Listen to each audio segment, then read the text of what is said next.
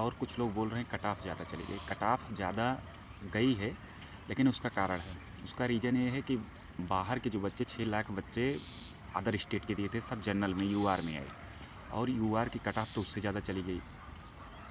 और जो age relaxation मिला, आप लोगों को पता नहीं, उससे बहुत इफेक्ट पड़ा एज रिलैक्सेशन का। 3 साल तो सबको मिला। इस तरह से जो ओबीसी को अलग से उनका 3 साल मिलता था, 25 से 28, 5 साल मिलता था ओबीसी का, 28 वैसे था और 3 31 हो गया। और इसी तरह से जनरल वालों का भी बढ़ गया, ऐसे एससी एसटी का बढ़ गया। तो आप लोगों को पता है, जो भी बच्चे पीसीएस वगैरह की तैयारी कर रहे थे, लेखपाल, पीसीएस, आरओ जो बहुत दिनों से कर रहे थे, सब यूपीपी में। और ऐसा नहीं है कि वो लोग मैथ नहीं कर पाएंगे। मैथ जो भी 20-22 क्वेश्चन आता था, 25 क्वेश्चन तक, सब उसमें से लगभग 15-16 क्वेश्चन बहुत इजी कर लेंगे, क्योंकि पीसीएस में सीसेट भी होता है, इसको हमको नहीं भूलना चाहिए। पीसीएस का सीसेट जो सॉल्व करते हैं, उनको मैथ और रीजनिंग में इतनी प्रॉब्लम नहीं होगी, जो इतने दिन से पढ़ रहे हैं। तो इस तरह से ऐसे ही कट ऑफ ज़्यादा चली गई है। लेकिन अगर आप लोग थोड़ा सा भी ध्यान दिए होते, जो जिनका भी नहीं हुआ है, उनका पढ़ने में कोई कमी नहीं है, पढ़ाई आप लोगों ने की। लेकिन जो 5-6 क्वेश्चन से जो आप लोगों का कम हुआ है, जिनका भी हुआ है, तो बस आप लोगों का अप्रोच नहीं सही था उस वजह से।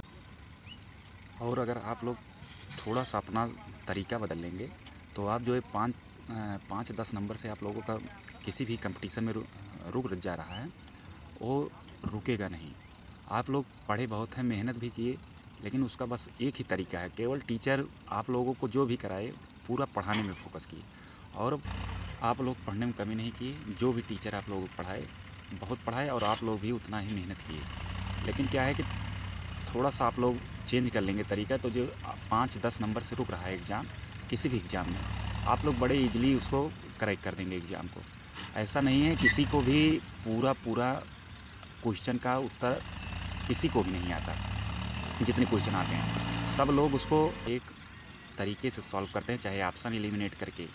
कभी कभी होता है कि क्वेश्चन कुछ आइडिया नहीं लगता, बस लगता है कि कहीं पढ़े हैं, लेकिन ऑप्शन से अगर देखेंगे तो बहुत ईजिली हो जाता है। ऐसे हमारे में भी 5-6 क्वेश्चन जीएस में, 2-3 क्वेश्चन, 1-2 क्वेश्चन हिंदी में, 1 क्वेश्चन रीजनिंग में, इस तरह से हम ऑप्शन से ही किए थे।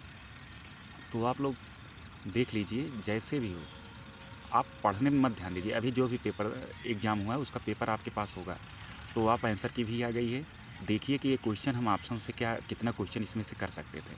तो इस तरह से आप कर लेंगे। सब आंसर अगर सभी को अगर आंसर आता, तो ऐसा नहीं है कि कोई आईएएस का एग्ज़ाम एक बार, कोई भी आईएएस का एग्ज़ाम एक बार देने के बाद उसको आईपीएस मिला, फिर वो दोबारा आईएएस देने के लिए देता है, तो प्रीलिम्स नहीं क्वालिफाई कर पाता। उसका रीज़न यही है, अगर उसको तब भी सब आता रहा था तो दूसरी बार तीसरी बार भी कर लेता। लेकिन ऐसा नहीं है, उसको वो जो भी अप्रोच कोई भी लगाता है, तो उसको सब आता नहीं है, आधा से ज़्यादा आता है।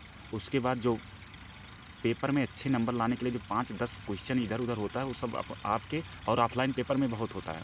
ऑफलाइन पेपर में क्या होता है कि कभी कभी आप देखेंगे कि उसका उत्तर भी आगे मिल जाएगा, या आप आगे जाएंगे करते हुए तो याद आ जाएगा, आप पीछे फिर आकर उसको सही कर सकते हैं, उसके बाद OMR फिल कर सकते हैं। तो आप लोग केवल पढ़ने पर ध्यान दिए हैं, खूब पढ़े, लेकिन मैराथन किए, लेकिन मैराथन से कुछ होता नहीं है।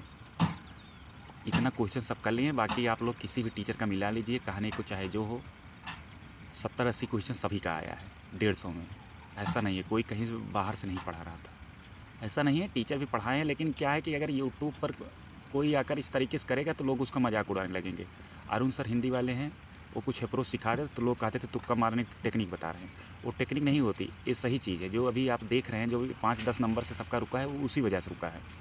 वो केवल पढ़ाने पर ध्यान नहीं देते थे, कभी कभी वो आकर बताते थे कि कैसे जाएं, कैसे क्वेश्चन सॉल्व करें, यही होता है। लेकिन ये सब ऑफलाइन क्लास में मिल सकता है, लेकिन ऑनलाइन में कोई कराएगा तो लोग उसको इतना सीरियस लेंगे नहीं, सोचेंगे तुक्का मारने टेक्निक बता रहा है। लेकिन जो तुक्का मारने टेक्निक कह लीजिए हमारा कुछ इंट्यूशन है, तो ये चाहे जो हो, ये एग्ज़ाम में बहुत हेल्प करता है।